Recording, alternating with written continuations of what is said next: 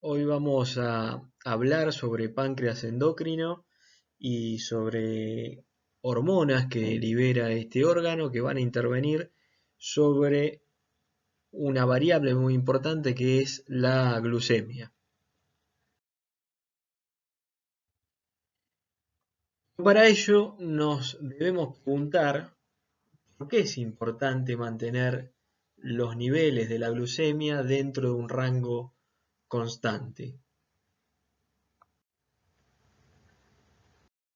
Dicha importancia radica en que si, por ejemplo, como observamos aquí en este esquema, los niveles descienden muy por debajo de los niveles normales, que ahora vamos a ver, podemos llegar a encontrar algún tipo de daño, principalmente sobre el sistema nervioso central, que puede desencadenar la muerte, y si nos vamos hacia el otro extremo, que aquí no está detallado, puede llegar a generar un exceso de glucosa en sangre, distintas alteraciones como por ejemplo a nivel renal, endotelial u oculares, por ejemplo.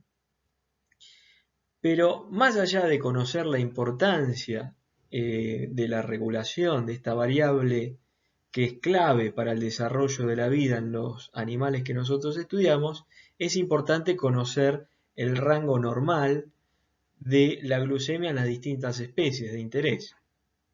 Porque vamos a ver que según si estamos hablando de carnívoros, que pueden llegar a tener niveles de hasta entre 70 y 160 miligramos de decilitro, como es en el caso de los felinos, o un rango más acotado, como el que vemos en canino, entre 90 y 110 miligramos por decilitro, vamos a ver que encontramos una gran diferencia como lo observado en el otro extremo, con respecto a los bovinos que tienen glucemias mucho más bajas debido a que utilizan otros metabolitos para su metabolismo energético. De forma intermedia vamos a encontrar a los equinos que tienen entre 60 y 80 miligramos por decilitro. Entonces nosotros colocamos a la glucemia como una variable crucial dentro de toda la serie de variables que vamos a encontrar en los animales y que vimos sobre todo al principio de esta materia, pero más allá de conocer la importancia y dentro de qué niveles se debe mantener esta variable para encontrarlo dentro de la normalidad, tenemos que tener en claro los principales actores que la regulan, ¿sí? Y para ello tenemos que hablar de este par, que es el par insulina y glucagón, donde vemos que a medida que aumentan los niveles de la glucemia, se disparan los niveles de insulina, y a medida que disminuyen los niveles de glucemia, se dispara la concentración de glucagón, ¿sí? Entonces este par básicamente que tiene su origen en el páncreas endocrino, van a ser dos hormonas principales para mantener la glucemia dentro de los rangos normales. Pero ¿son las únicas hormonas que intervienen en este proceso? No. La verdad que si hablamos de lo que es la regulación de la glucemia, tenemos que hablar de que es un proceso neuroendocrino, ¿sí? Es decir, que hay componentes nerviosos y hay componentes endocrinos que intervienen sobre la regulación de la glucemia, ¿sí?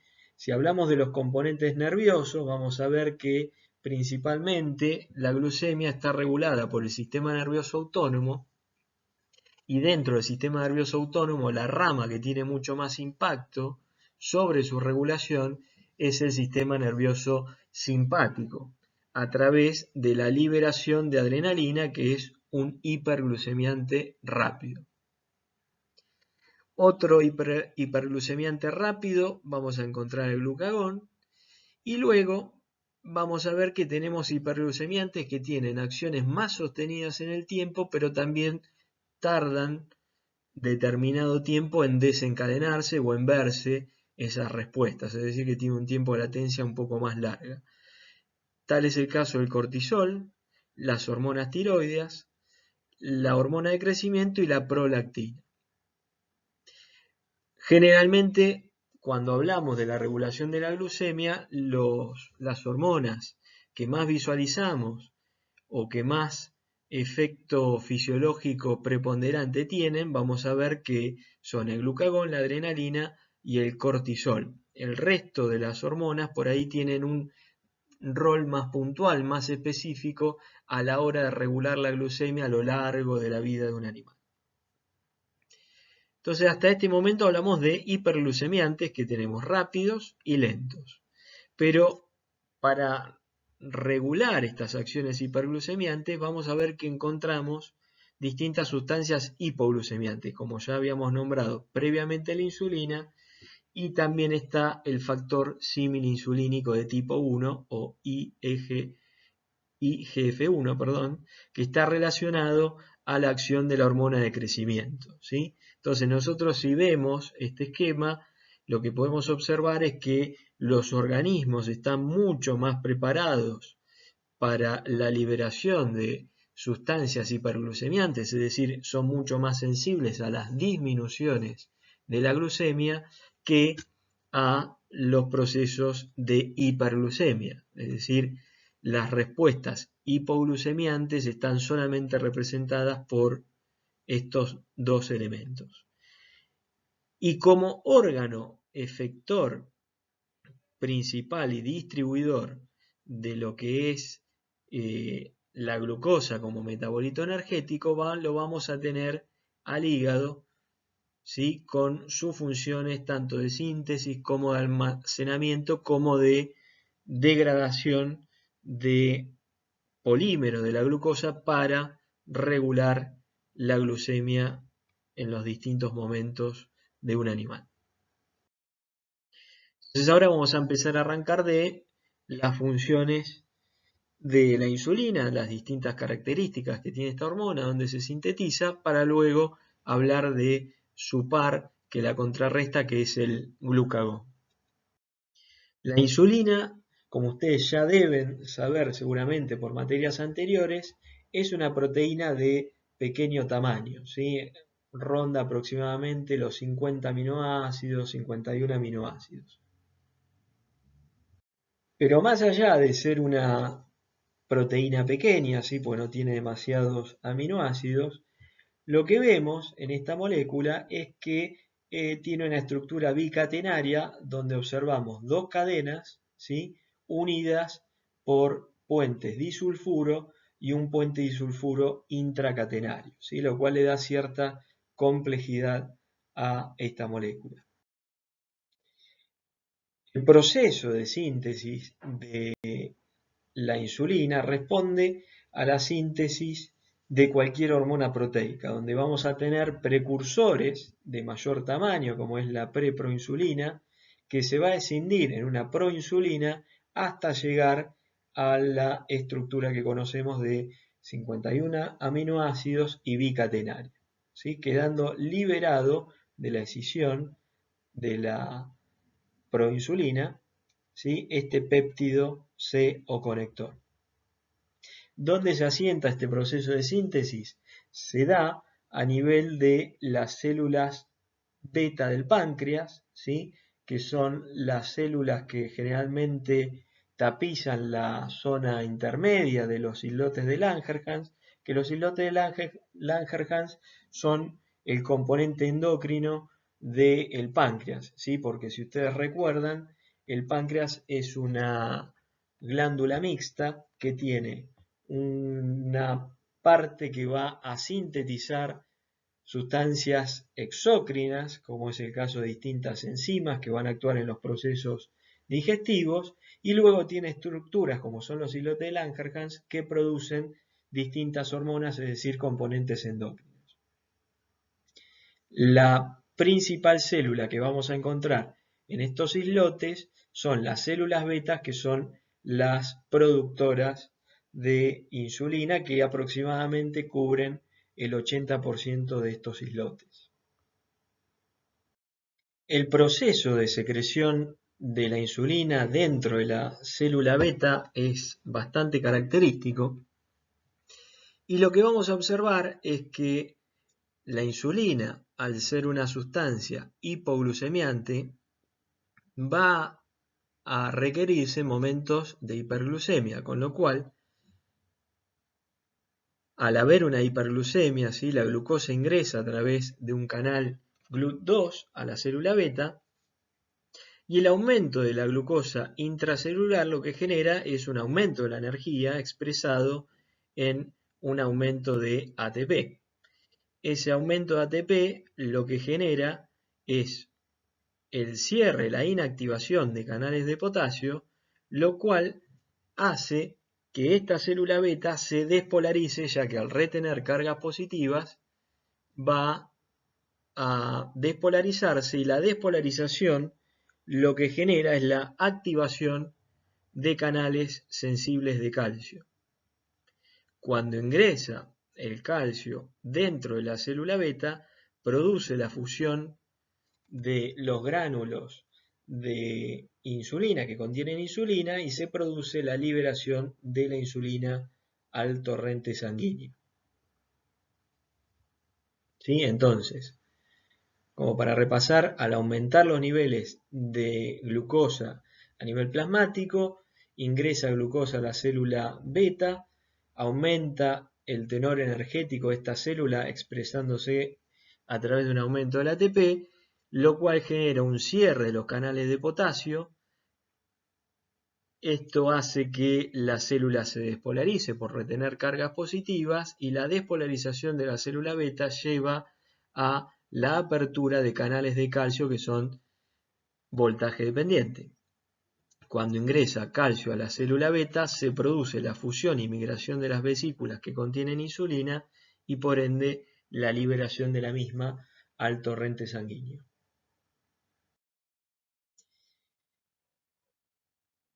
Nosotros vamos a observar que la secreción de insulina, eso sería lo que vimos previamente, bien detallado y haciendo foco en el proceso molecular dentro de la célula beta.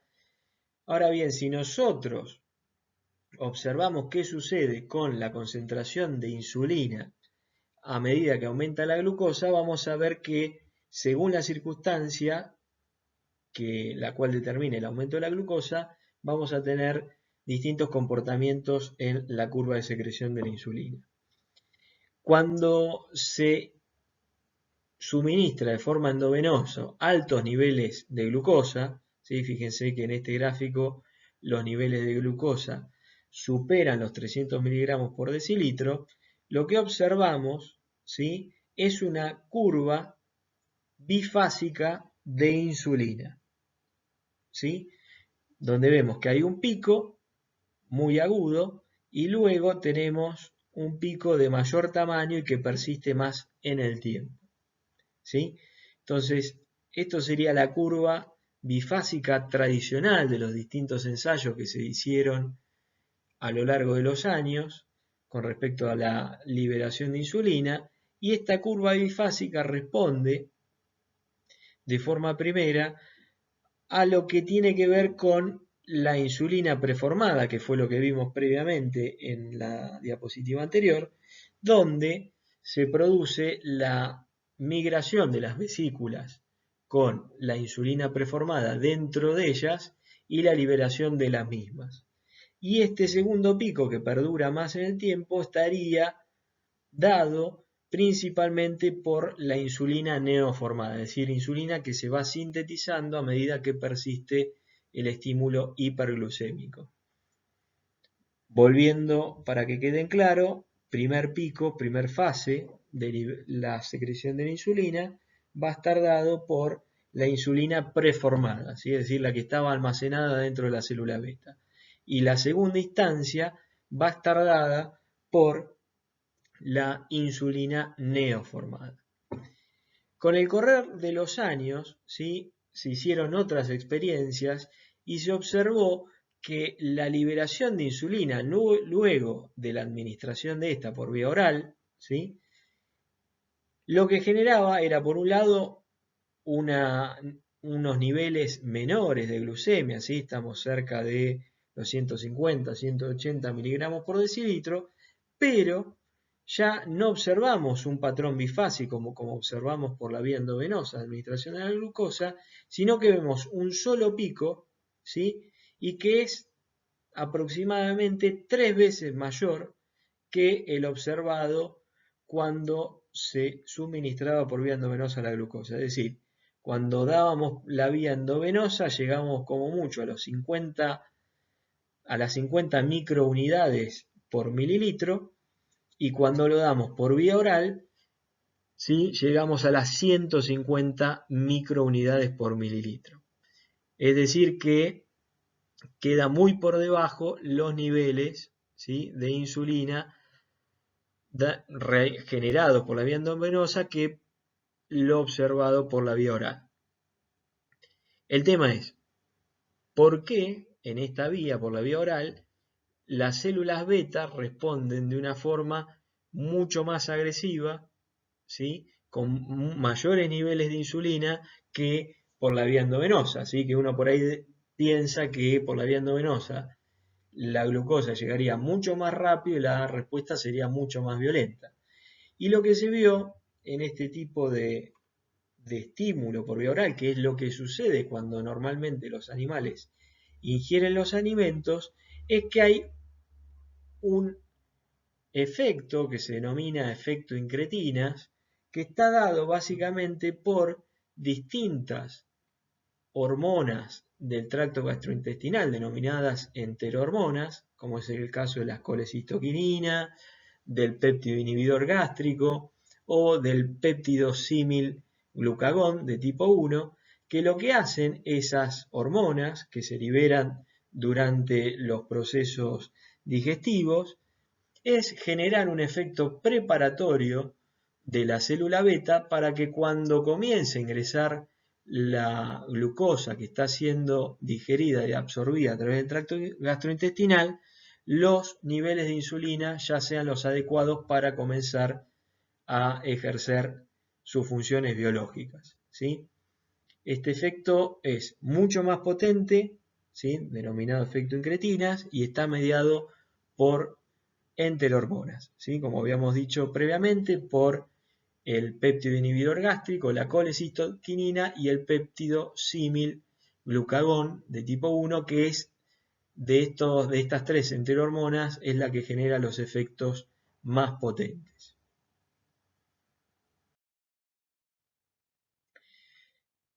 Hasta acá vimos cómo era la estructura de la insulina, cómo era el proceso de su secreción. Ahora la insulina debe llegar a través del tracto, a través del sistema cardiovascular a los distintos tejidos blancos, unirse a sus receptores y generar distintos mecanismos de acción.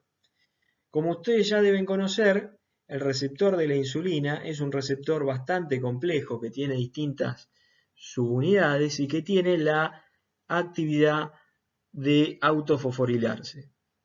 ¿Sí? Cuando se une la insulina a su receptor, genera la actividad de esta tirosinquinasa, que va a desencadenar distintas respuestas, ¿sí?, que tiene, por un lado, hasta generar la apertura rápida de distintos canales, hasta la de generar la migración de muchos transportadores que pueden estar siendo almacenados en la célula y que se van a expresar en la membrana, como es el caso de los GLUT, o generar la fosforilación o desfosforilación de distintas enzimas, lo cual la fosforilación y desfosforilación puede llevar a la activación o inhibición de distintos grupos enzimáticos, y puede también inducir la generación de factores de transcripción, interviniendo también a nivel nuclear desde el punto de vista del mecanismo de acción. Con lo cual, su receptor es bastante complejo y la complejidad de su receptor se ve reflejada en la complejidad de sus mecanismos de acción, en las cuales tiene vías rápidas, vías lentas y vías intermedias. Hasta aquí ya vimos distintos aspectos correspondientes a la insulina, así como su proceso de secreción, su receptor y mecanismo de acción, y ahora tenemos que comenzar a hablar de las distintas funciones que tiene la insulina. Como ustedes ya sabrán y como ya hemos dicho, la insulina es una hormona hipoglucemiante y esto se debe a distintas funciones que tiene con respecto al metabolismo de las distintas moléculas biológicas. Si hablamos del metabolismo de los hidratos de carbono, vamos a ver que aumenta la captación de glucosa por los tejidos, aumenta la síntesis de glucógeno, sobre todo a nivel hepático y muscular, y aumenta la glucólisis en los distintos tejidos. Es decir, en una situación donde la glucosa está elevada a nivel sanguíneo, los tejidos pueden captar glucosa, pueden los órganos de almacenamiento comenzar a sintetizar glucógeno y los distintos tejidos pueden hacer uso de la glucosa como metabolito energético. En contraposición, va a disminuir los procesos de glucogenólisis, es decir, de la lisis de distintas sustancias como es el glucógeno, que es una molécula de reserva, y disminuir el proceso de síntesis de nuevo de glucosa como es la neoglucogénesis. Sobre el metabolismo lipídico, lo que hace esta hormona básicamente es aumentar la síntesis de ácidos grasos, triglicéridos y colesterol y obviamente aumentar la captación de estos ácidos grasos para comenzar a generar un proceso lipogénico para aumentar las reservas a nivel de estos tejidos, ya que por un lado tiene como sustancias disparadoras o sustancias de origen a estas macromoléculas, muchas veces la glucosa y muchas veces los ácidos grasos que fueron absorbidos durante los procesos digestivos.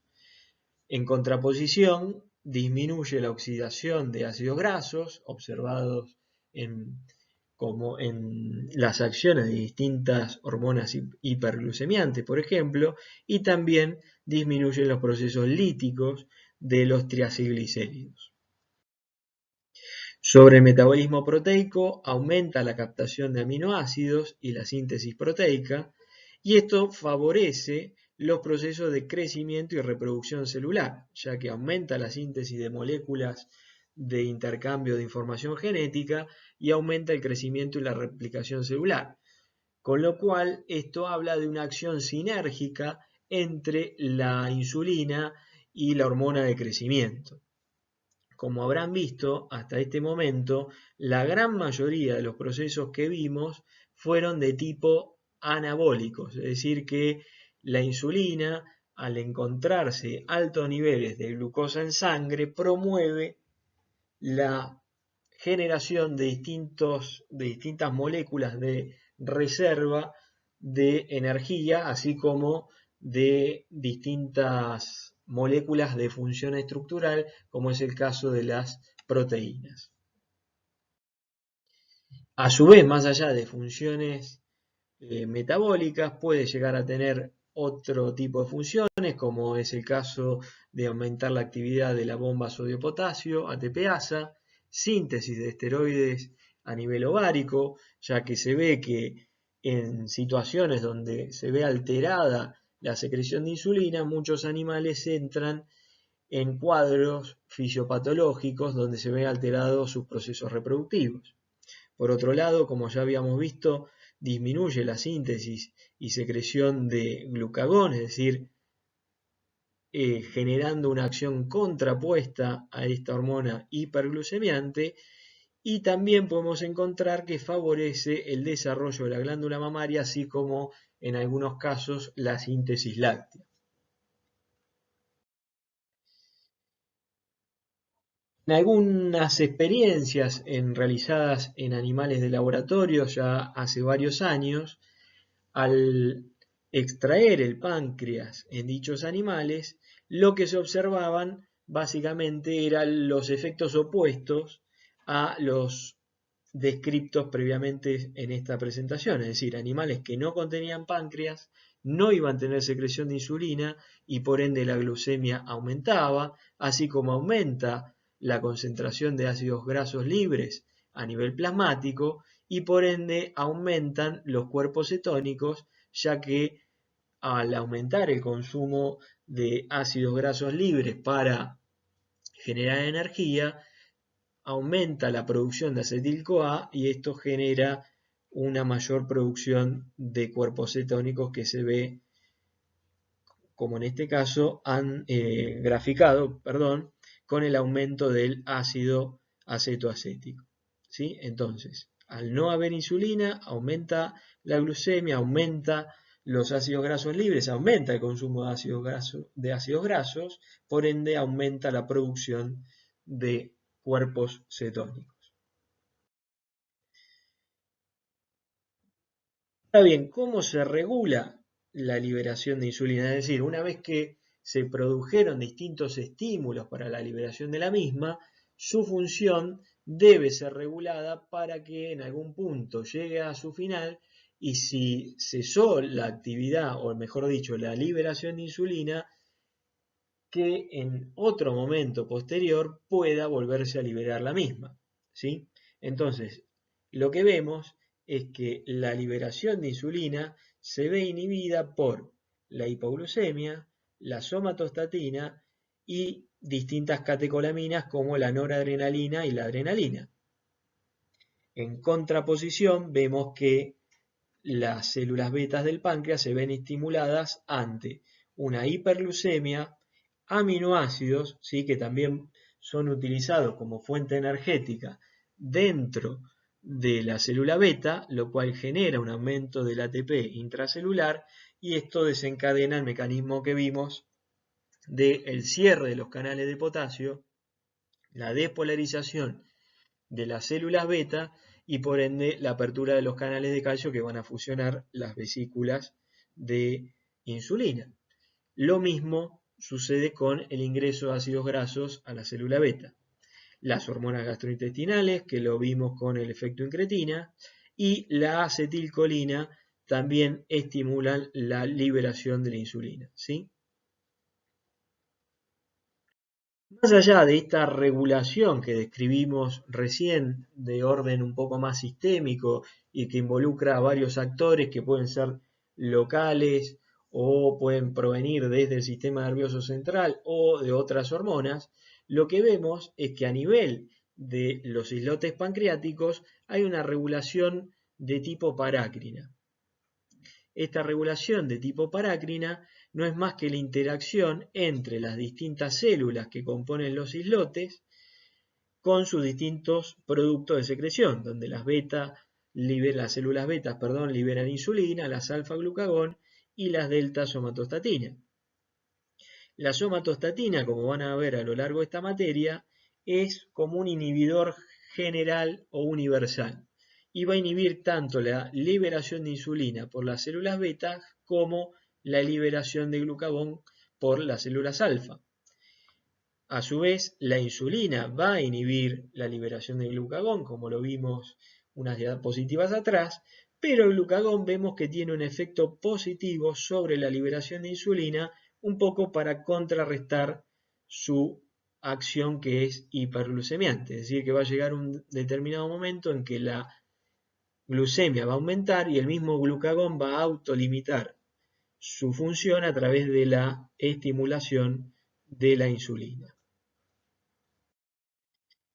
Bien, hasta aquí hablamos de la insulina y ahora vamos a hablar de la hormona que contrarresta en parte o antagoniza su acción, que es el glucagón y que también tiene un origen pancreático.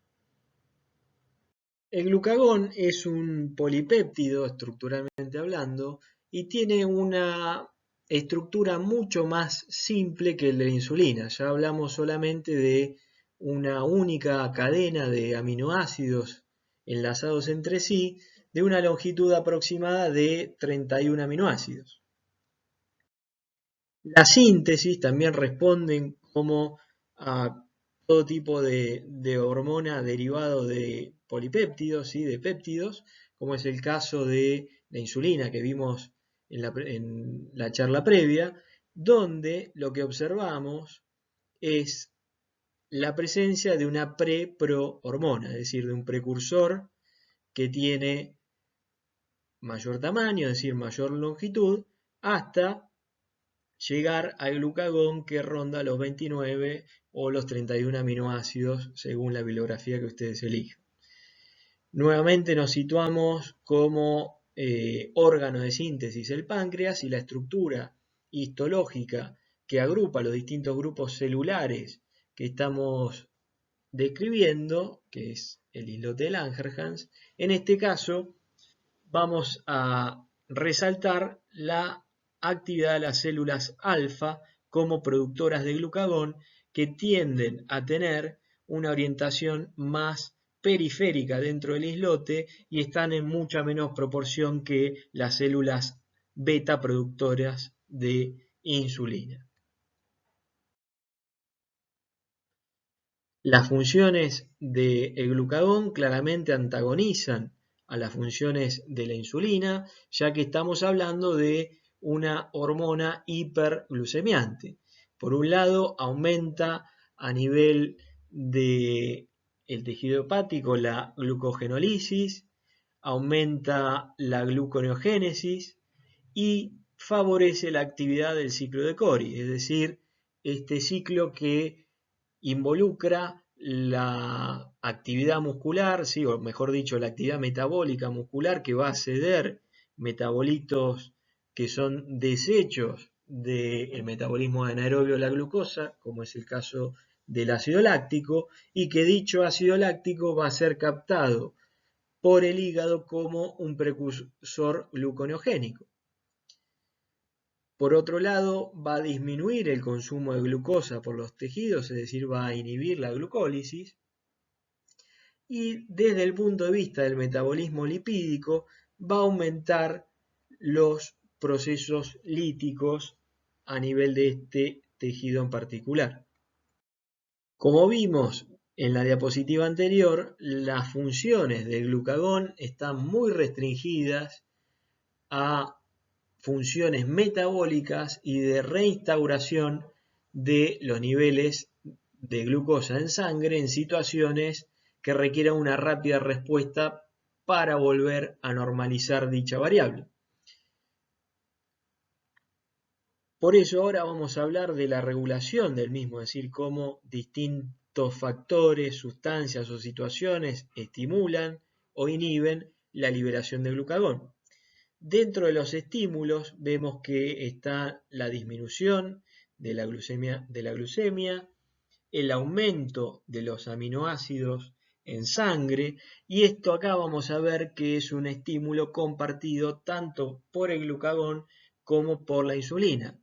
Y esto por ahí es más visualizable en animales con hábitos carnívoros, donde al consumir grandes cantidades de proteínas y por ende de aminoácidos, los niveles de glucosa postprandiales no suelen ser muy elevados y el glucagón tiene que salir a elevar los niveles de glucosa en sangre hasta que dichos aminoácidos puedan ser precursores gluconeogénicos a nivel hepático y normalizar los valores en dichas especies. Y esto sobre todo lo vamos a ver en carnívoros estrictos como el felino, ¿sí? Entonces básicamente en dietas donde hay mucha proteína y poco hidrato de carbono, el glucagón tiene que interactuar de forma solapada con la insulina para normalizar los niveles de glucemia hasta que se elevan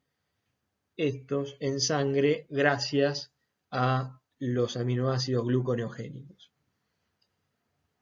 Luego tenemos estímulos como el ejercicio y el estrés, ¿sí? Sobre todo el estrés agudo, que debido a una alta demanda de glucosa en esas situaciones se requieren de factores o de hormonas hiperglucemiantes. En la vereda de enfrente vamos a tener a los inhibidores de la liberación de glucagón, como es la hiperglucemia, es decir, una vez que el glucagón cumplió con su función, se va a inhibir la liberación del mismo. Luego tenemos al inhibidor universal como la somatostatina, un neurotransmisor inhibitorio como el GABA y el aumento de los ácidos grasos en sangre.